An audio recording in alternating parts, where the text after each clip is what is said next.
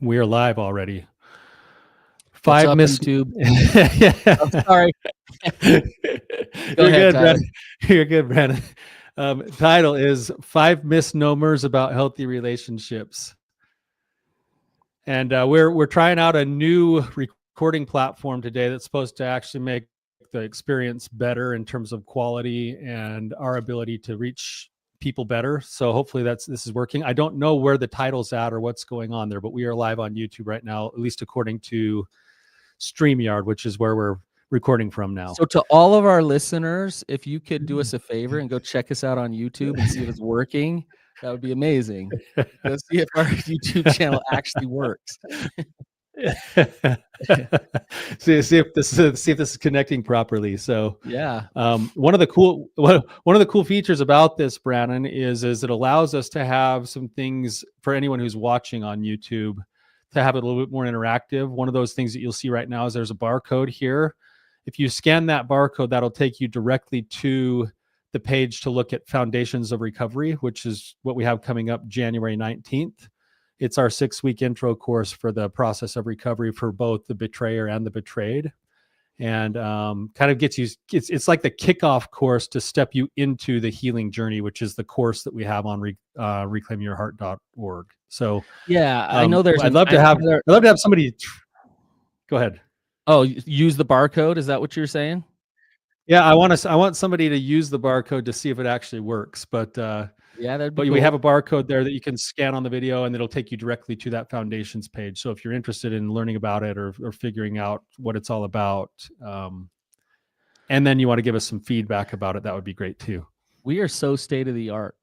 It's amazing. Yeah, we are. I've always been known for my tech prowess. Tyler, I've always been known as your brother. That's how I am famous. Yeah. You're known as the guy behind me making fun of my tech prowess because you're worse than I am. You're known as your tech prowess. I guess I'm known as your tech prowess because I'm known as your brother. Well, good. That's what you named yourself today on the episode, is Tyler's sidekick. That's accurate.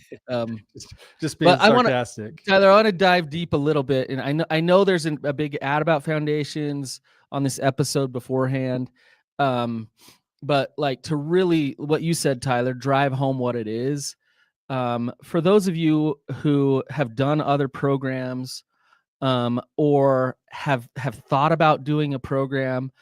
When it comes to sex addiction and betrayal trauma, this program is unique.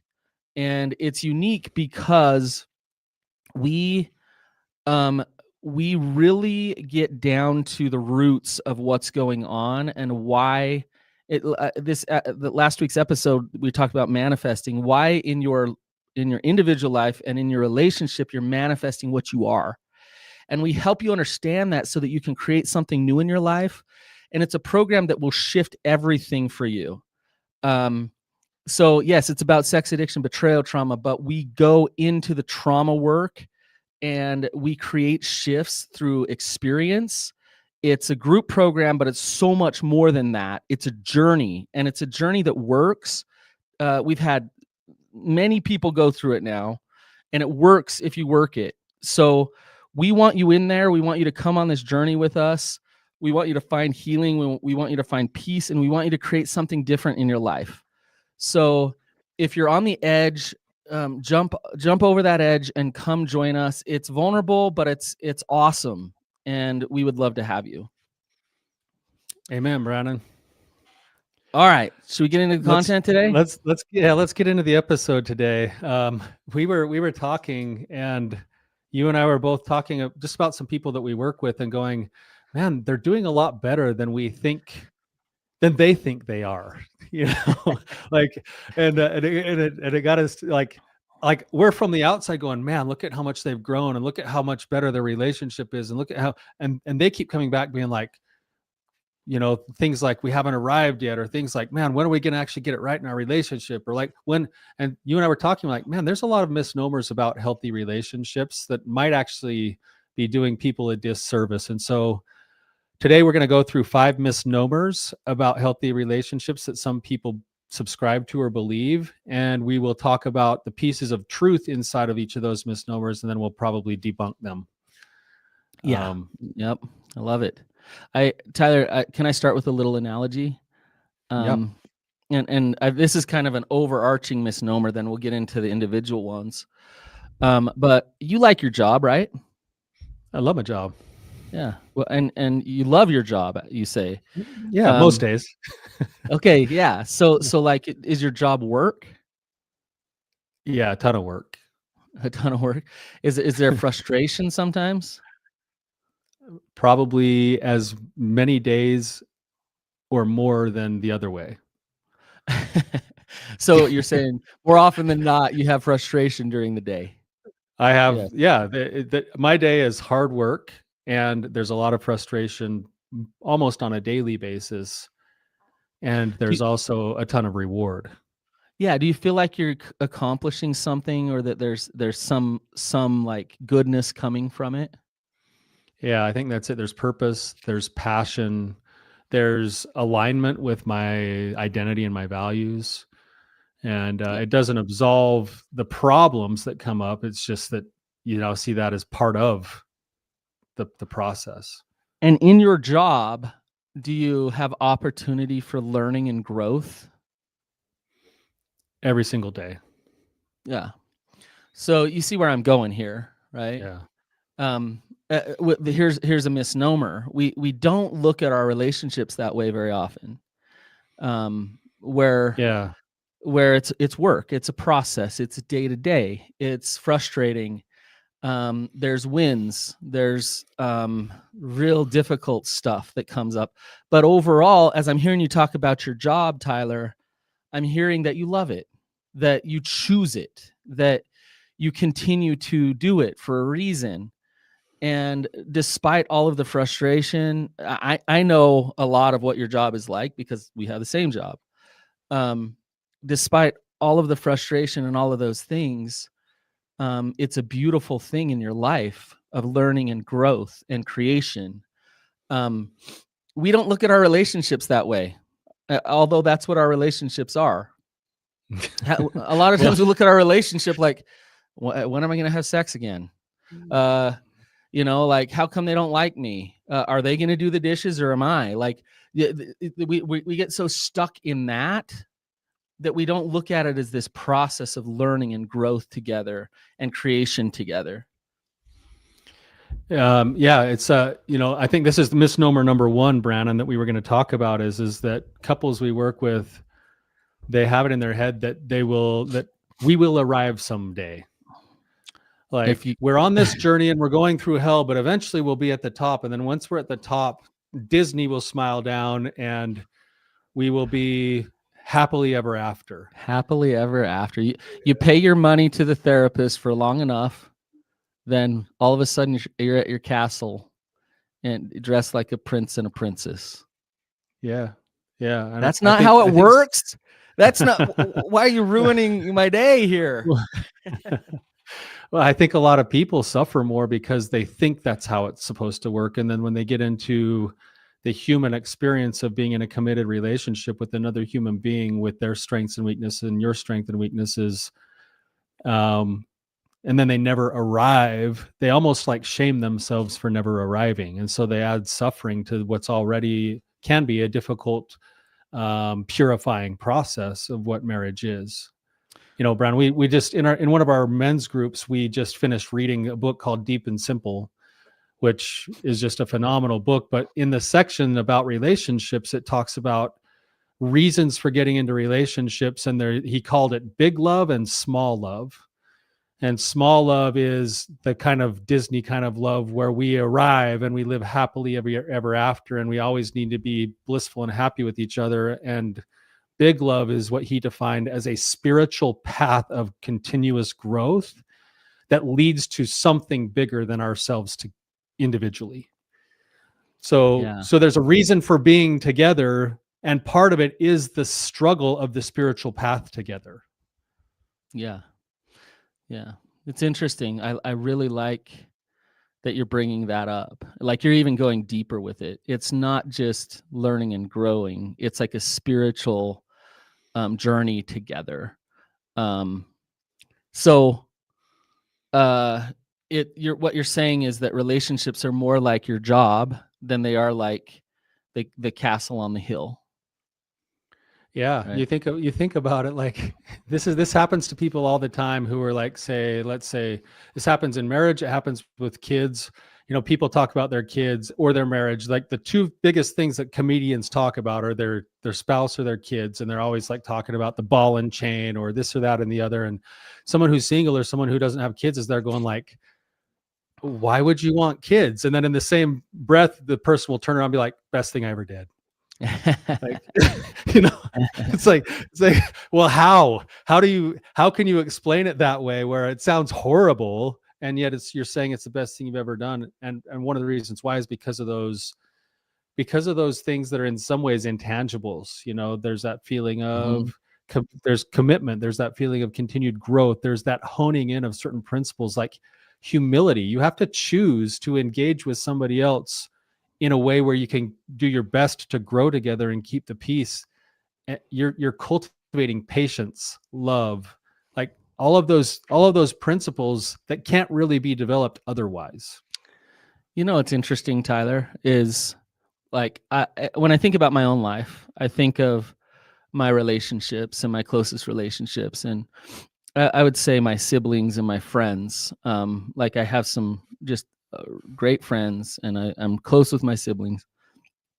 Those relationships, honestly, Tyler, are fairly easy.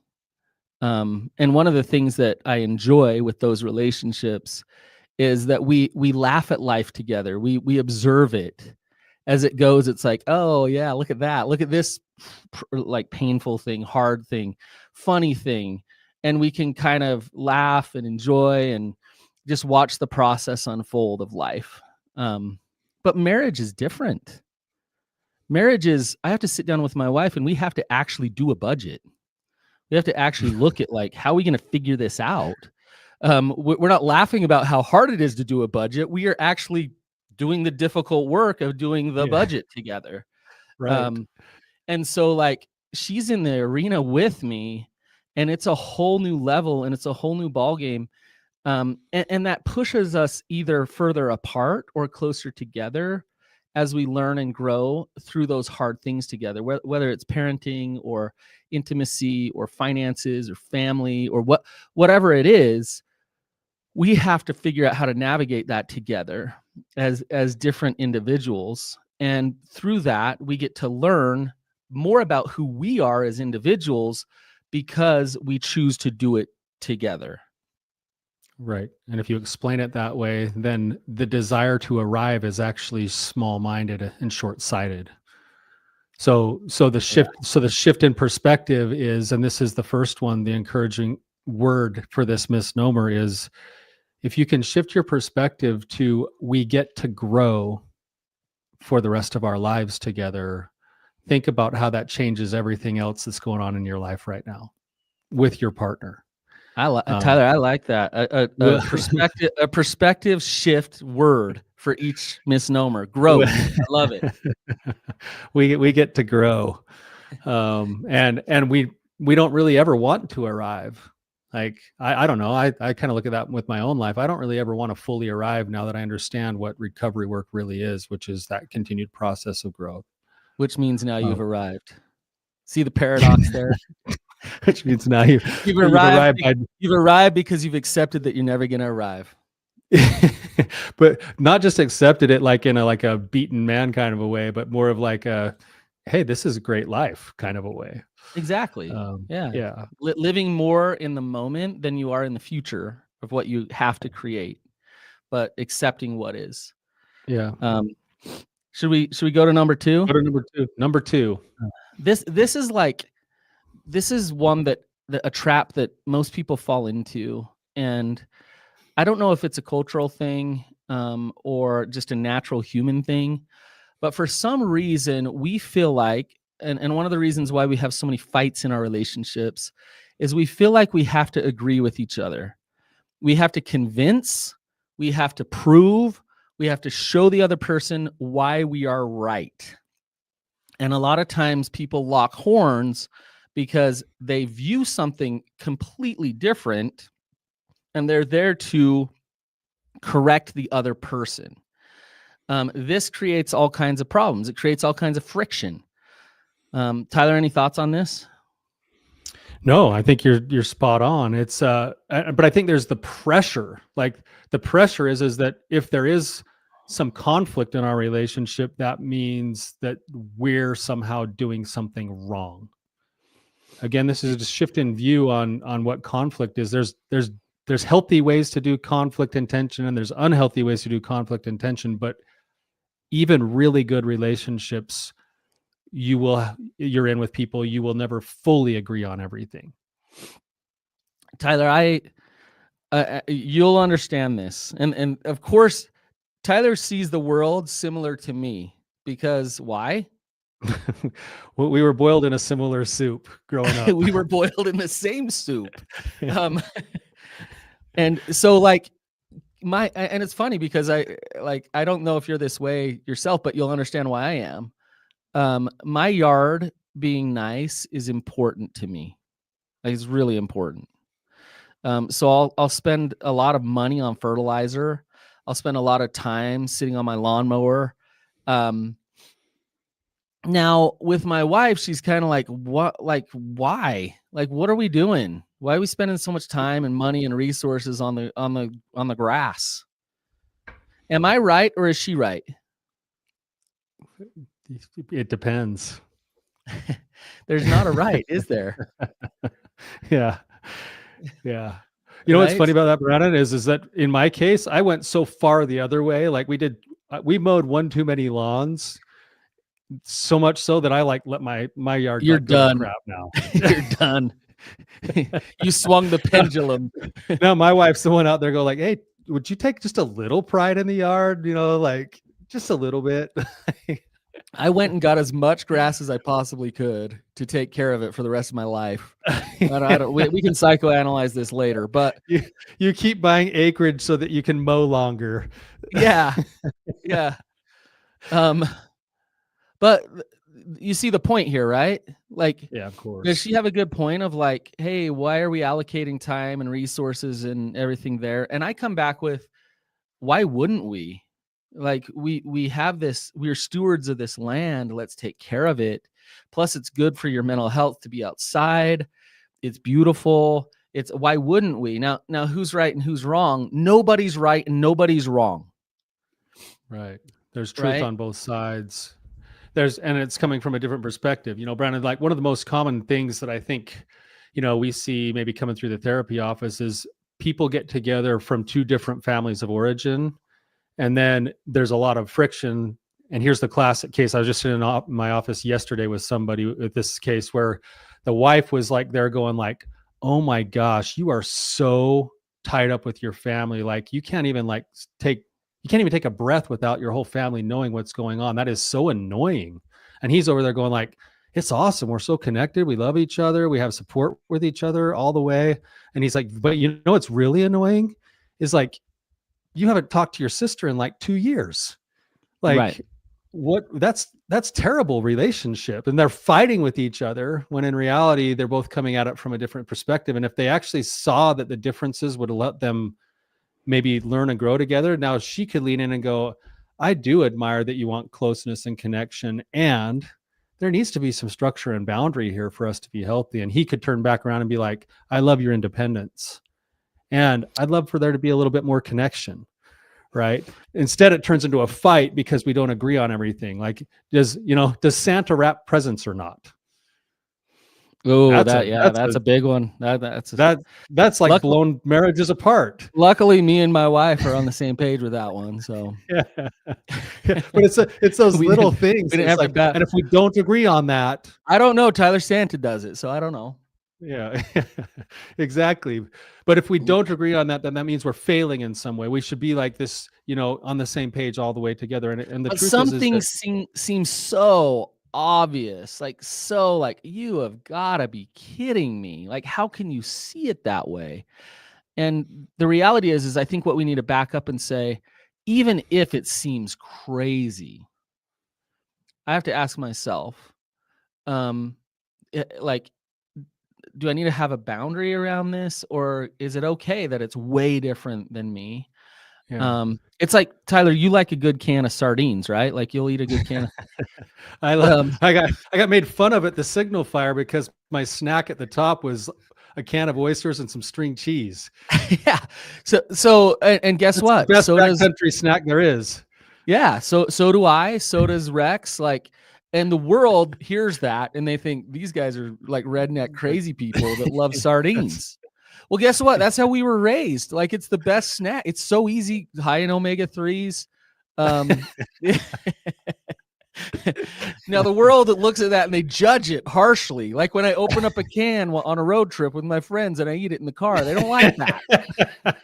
They don't let you. My kids refuse to let me have it in the house. Yeah. They're like, "Hey, Dad, keep that in the garage." Like, Like if you crack a can open and be like, "Oh, that smells good." Here's the deal. I got the word for this one, Tyler.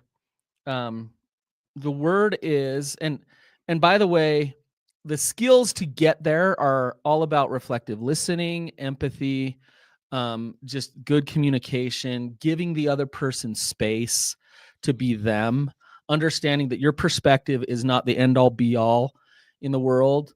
But and this is where like real love and real connection can happen, where that interdependence comes in, and it's like, I am me and I love me, but I also love you enough to allow you to be you.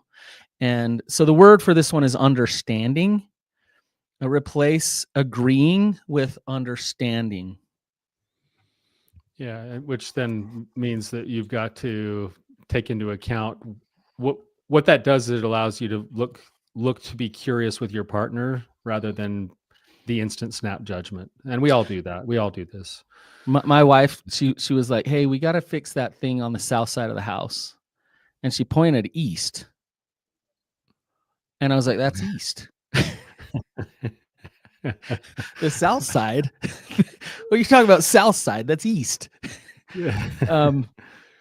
And luckily I had just done a session about this, and I was like, instead of like pulling out a compass and throwing it in her face, I just stopped and said, "Oh, wait, so you think that's south over there?"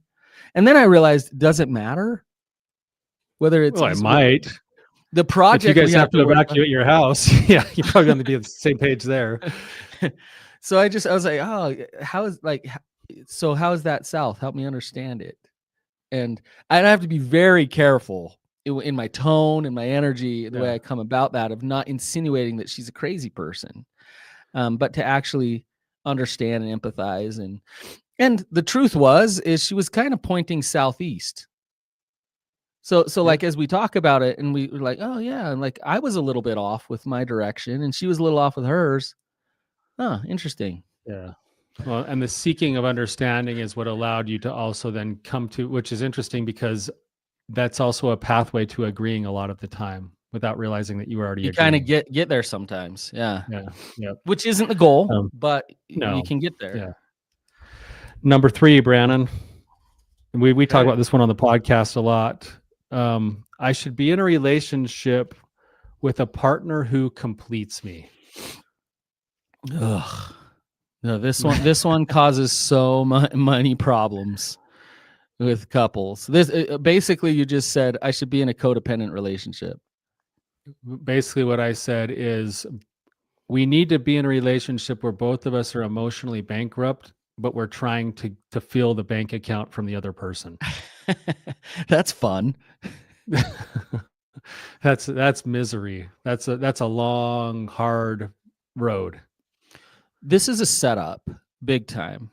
Because what if like what if my partner's waiting for me to like complete them? So they're sitting, around like, "Oh, I can't wait to connect and just talk and empathize and love each other." And I get home from work depleted, just done. I have nothing to give. What do you see the setup Well, here? now it feels personal to your partner when in reality you're coming home thinking, man, I'm doing everything I can to be a good spouse, and I put in a hard day's, work, helping other people and providing and doing whatever else. And then you step in, and now all of a sudden it feels personal, when in reality it's just a It matter was of never personal. state of being. No. Yeah, it was never Right. personal. But that expectation is there that I need to consume you in order to be okay myself. Right. And so the challenge to that is like, I think the little piece of truth inside of this one is yes, we want deep connection with each other. Like, that's kind of what that statement means, is that person completes me. Like, that what they're saying is, there's that quote that's in the book Deep and Simple again that says, I want to be so close that when one cries, the other tastes salt. Right? Every one of us kind of longs for that deep kind of connection.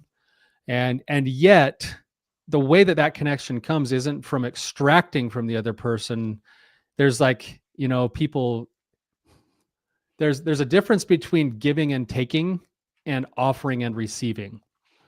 If I come into the relationship needing to take in order to be enough, then what I'm doing is I'm turning my relationship into a commodity.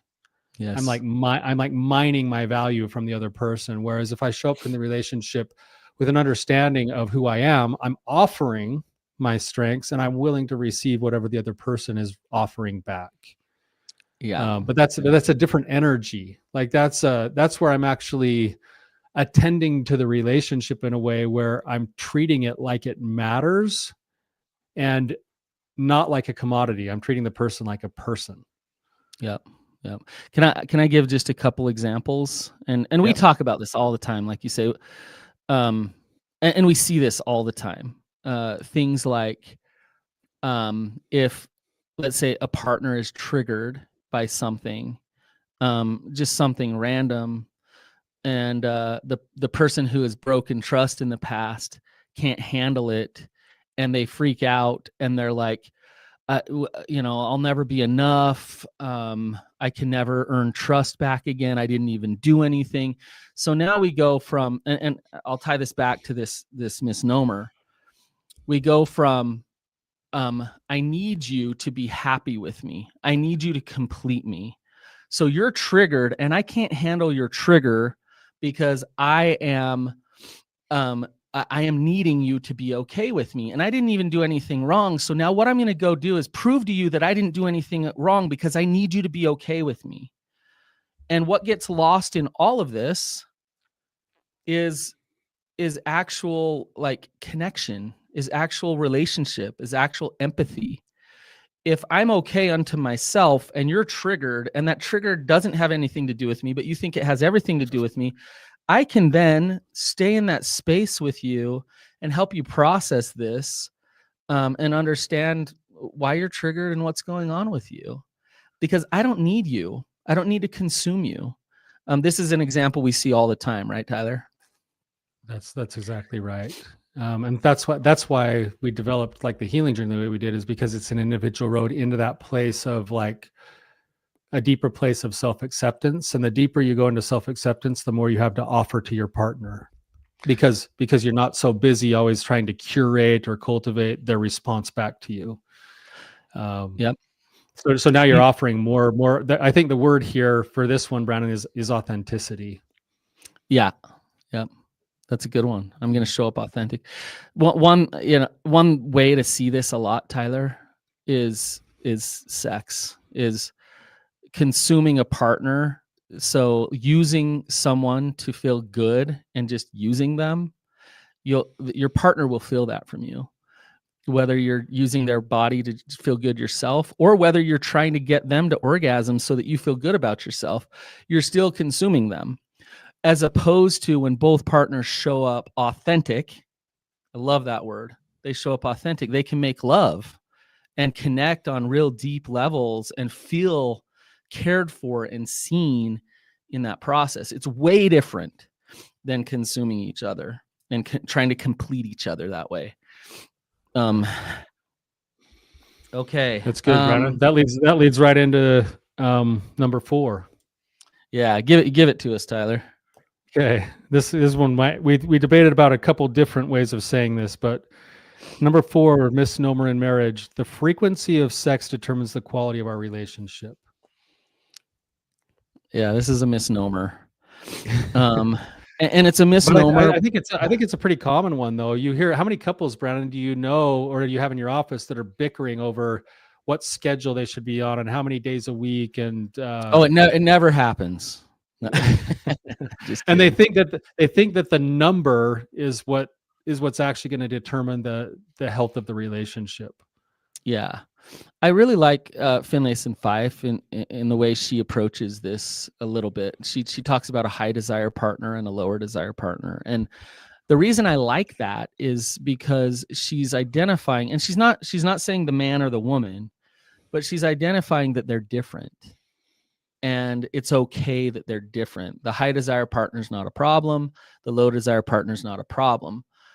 But then how can you work together to actually have a healthy sex life and accept where you're at with that? The misnomer here, this comes back to our last one, Tyler. If we're using sex as the thing that means we're okay now, everything's good now, then there's this desperation to try to have sex happen as much as possible in order to get back to that okayness. And it's a problem because there's so many factors that go into wanting to have sex. And it's not just about the partner's desire or like, hey, a schedule. And a relationship is about connecting to the individual of where they're at with all of those factors. So it's not just, let's just get it done so that sex actually becomes a problem to a healthy relationship when it's used in the wrong way. You're exactly right, Brandon. I think that's one of the challenges here is, and here's the truth. Some of the truth inside of where this misnomer comes from is, for relationships, sexual intimacy can be deeply powerful and deeply connecting and extremely important. That's all true. But we try to chase all of that with the frequency or the number of times per week. And then what it does is it turns the relationship, if you're not careful. I know some couples that do it and it works for them, but it works for them because they have some underpinnings of safety and trust in the relationship first. And then it's just a way of being a reminder to say, hey, let's keep this at the front of our minds a little bit. You mean they schedule it? Yeah, they schedule it. Yeah. But most people schedule it. And then I like what you're saying about high desire, low desire. The high desire then feels entitled to it, and the low desire feels pressured into it. And by the nature of treating it that way, you're actually upending the whole reason for it, which is to actually experience together something that's really powerful and beautiful, that's based off of connection, vulnerability, respect, engagement. How many people do you know, Brannon, that want an engaged partner sexually, but then they demand that it happens so often, and that the person who's being demanded to is like, how can I fully give myself to this? Like, I feel like a kid who was just told to do their chores. Constant pressure. Right? That pressure shuts down the very thing that we're really wanting in sexual intimacy, which is a willing and engaged partner. Yeah. So I'm going to give this a couple of words, Tyler, if I can. I can't just boil this down to one. So I'm going to give it boundaries. To be and when I say boundaries, I'm talking about Tyler and my definition of boundaries and all what that totally means. And I would also say some patience with each other, some patience and some boundaries. You bring that into the equation and replace an entitlement for sex with patience and boundaries. You'll probably have more sex, but it's not guaranteed. So, and the frequency doesn't matter. You talk to people, and when they start to understand what they're really going for, and they start backing off on only the frequency, the pressure comes off. But then also the sexual encounters that start to happen when there's that patience, when there's that understanding, and when there's healthy boundaries, it actually brings more life to the relationship than treating it the other way around too. So it's more fulfilling in a lot of ways.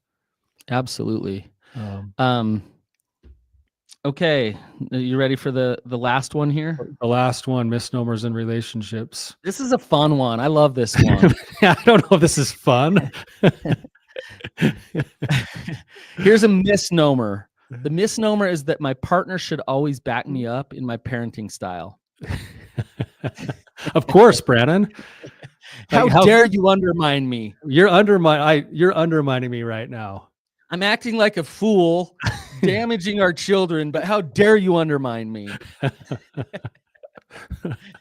The worst thing happening here is you undermining me. Yeah, like things. I'm totally off my rocker. I'm on a scale of 0 to 10. I'm at 11 right now. But we're going down. We're in this together. Like, have you ever seen that? Have you ever seen that Jim Brewer clip? He's a comedian and he's talking about like this moment. He comes home and he steps in the house and there's like one kid down at the bottom of the stairs, another kid at the top, and his wife is just like yelling at the smallest kid. And he walks in and he's like, "What's going on?" And all of a sudden he's like, "What's going on? Like, we built this together. We did it." He's like, "I still don't even know what's going on." Like, like what? Help me know what I need to get behind, basically. Like, it's like, but yeah, I think here's the truth. Inside of this misnomer is, of course, we want to be on the same page as parents. Like, we want to have similar values in the way that we parent our children, and we want to follow through on those values. And I want to know that I'm in it with somebody who's got my back and I've got theirs. Right. That's part of a good relationship, is knowing that there's somebody in your corner with you all the way. Right. The problem is that if I've gone off the deep end, like in a terrible parenting moment, and I'm losing it, my wife isn't actually in it with me or for me if she comes over into that space with me and then we both do terrible parenting practices together. Yeah. And then you feel like connected to and like supported, but at the same time, like she didn't do you any favor. No, and we didn't do our kids any favor. Tyler, I think there's two things at play with this one. One is, like, we all have our bad parenting moments because we just get worn down in life, right? So our emotions aren't regulated and we don't do our best work. And so that there's those moments, right? And in those moments, it's awesome when a spouse can come along and regulate and be the steady one. While the other, hey, Tyler, get out of here, take a break. That's great. I'll handle this. Like, that's great. Yeah. But then there's that where we're just having a bad day and one parent isn't doing well and the other might be. But there's also the bigger thing going on, which is like my wife was raised by two amazing parents, good people. I was raised by two amazing parents, good people. And her parents did some things right. And they did some things really well that were different than our parents. And our parents did some things right that were different than hers. Her parents did some things wrong, though, that aren't awesome for our kids, that she almost unconsciously does. And I can see it, but she can't. Same thing over here. I do some things automatically, unconsciously, that I think is natural and good and normal, and I just go for it. And she's like, whoa, pump the brakes there. Now, if we both bring pride to the table and we're like, my way is the way, and she say, no, her way is the way, what's going to happen?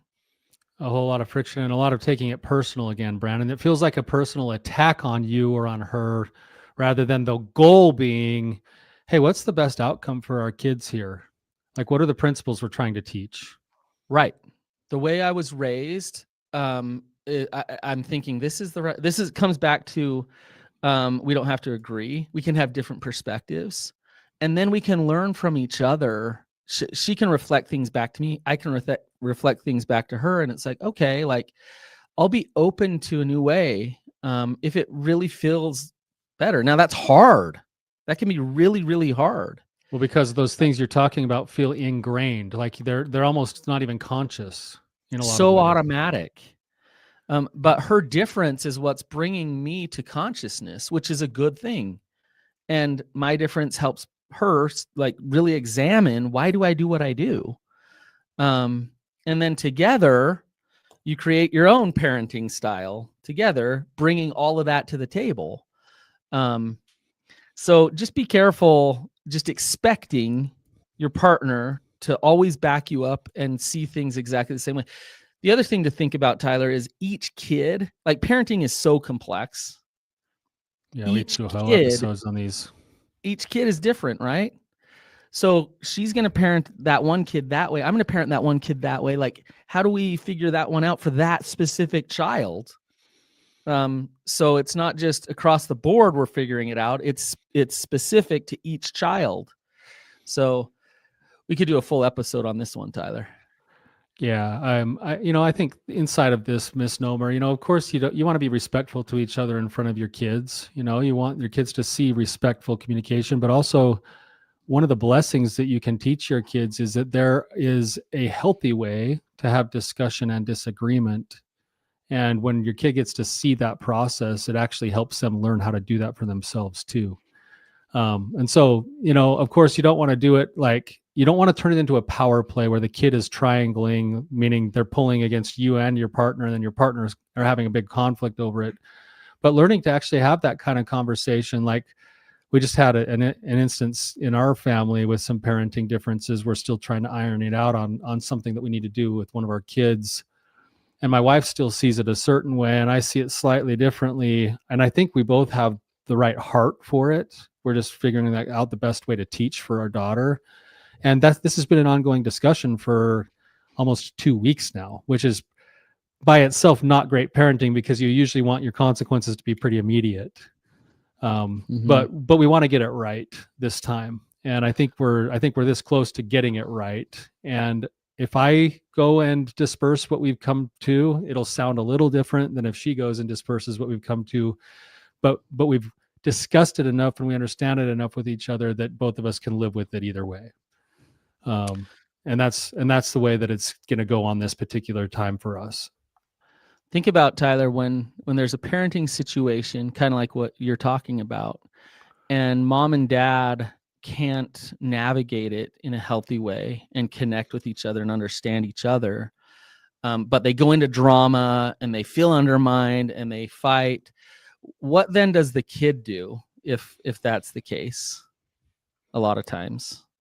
Well, there's a couple things. The kid will either start to feel responsible for the parents' like struggles in the relationship, which is horrible on a child, or the child starts to learn to use that to get what they think their perceived needs are. And that's what's called triangling, where they actually start playing the parents against each other. And you hear this all the time. Like usually there's the like Disneyland dad and I'm the one who has to keep all the rules. And then pretty soon what ends up happening is there's this polarity that goes further and further away, because the more that my partner tightens down on the rules, the more I feel like I've got to show up and show a little bit more grace and fun. And the more I do that, the more they get frustrated with me, and then they tighten down on the rules more. And pretty soon it's like the kid is getting the extreme end of both sides, which actually isn't healthy for them. Somewhere in the middle is healthier for them. Right. So coming back to your example of what you're doing with your wife is so healthy, is even though it's taken some time, is to stop and say, okay, you can be you, I can be me. Let's come to the table and really figure out what is best for them and how can we be on the same page together. So we don't have to have the same parenting style. I have mine, you have yours. That's okay. Let's use the goodness of those things to help move forward what needs to happen with this situation. And the kid will feel like, oh, even though mom and dad might be different, even though I know I can push this button with dad or push that button with mom and try to get it, they're going to come together and they're actually going to get to the same page together. And then they're solid. So yeah. That's that one way of doing that is to try to remember, as you said, not to take it personally and get your pride involved, but also bring it back to the principles, because a lot of times there might be different principles that you're both looking at. Like I want the principle of honesty and integrity and hard work over here, and my wife's looking at it from a different perspective, going like, but I want also to teach the principle of grace and growth mindset. And it's like, okay, then Now that the principles are there, how do we overlap those together? Instead of fighting with each other, we can work on overlapping principles. Yes. So Yes. Tyler, this is fun.